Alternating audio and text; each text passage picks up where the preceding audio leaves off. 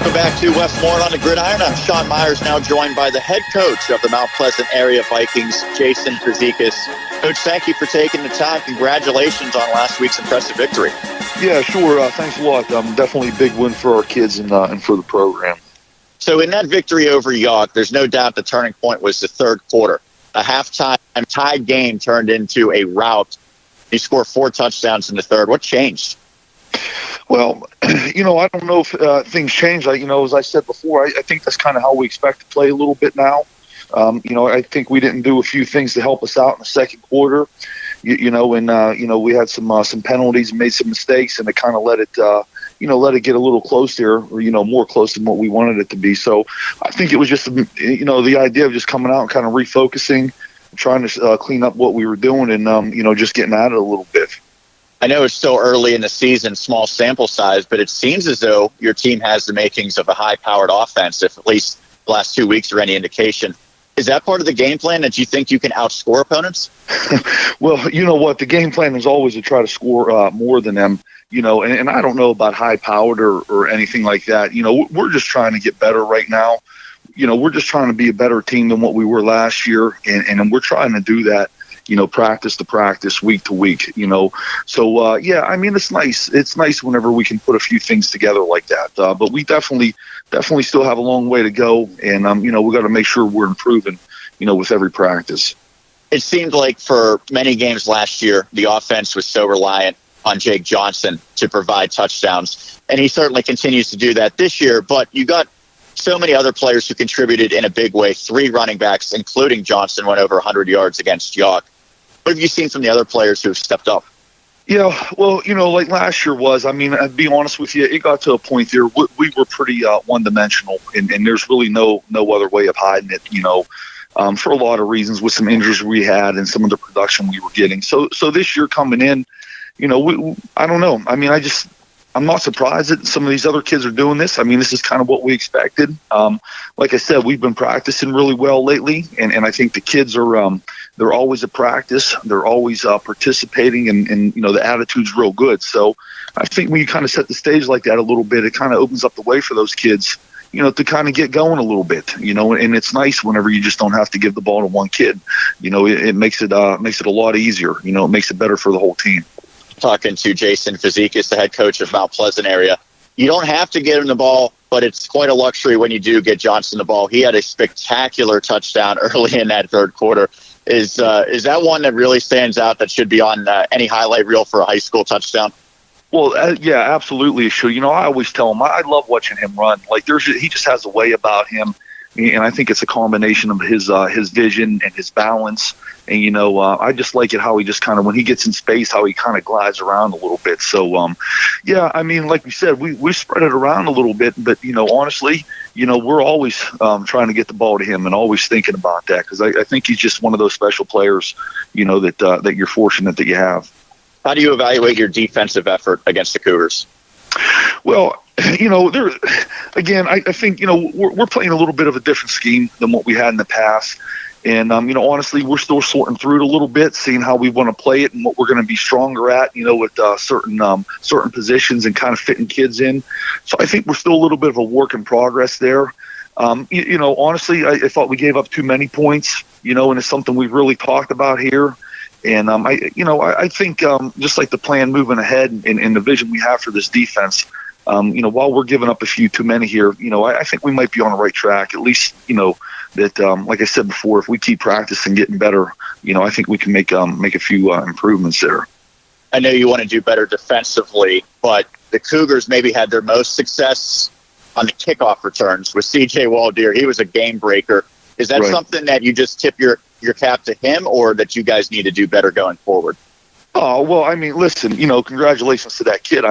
He made some nice plays there, and we knew that they had some players and everything. But, honestly, from our perspective, we don't want to see that happen, and we coached it up there on Saturday with the film, and it's part of the plan this week to try to get it, fixed a little bit. But yeah, if you want to, keep moving on and getting the program better, we definitely have to be strong on, all levels of the game, especially on the special teams. Your team historically has had great success against York. In 2018, you sort of snuck out of Cougar Mountain with a victory. does it give your team more confidence to win this one decisively this year? Yeah, I don't know. I just think honestly, like at any point right now, I mean, victories are great, and honestly, we're going to take them however we can get them, and whatever they look like, But I know that York always comes in ready to play, and I know they're coached well, and the kids are ready. So, yeah, it was nice, like I said, to get a few things rolling. But I mean, the bigger picture is just getting that win, and I think sometimes our kids, with what we've been through here recently, we kind of get on the same page here that, we got to know what it's like to win again. So anytime we can get one, I think it really helps, kind of building the program back up with, how we all want it here. When you talk about building a program up, that's exactly what Derry area has done over the past half decade. It's a tremendous team now coming off of a championship appearance in 2018. How big of a matchup is this, and how much of a test will it be for your squad? Yeah, well, first of all, I mean, obviously what they've done the last couple of years speaks for itself. And we're into them a couple of days now watching tape and everything. And I got to tell you, I mean, they're still a fantastic football team.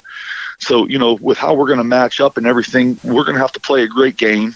We're going to have to, not make any mistakes. And we're going to need one fantastic effort from our kids because we really expect them to be a heck of a team when they come, whenever we step on the field with them this week.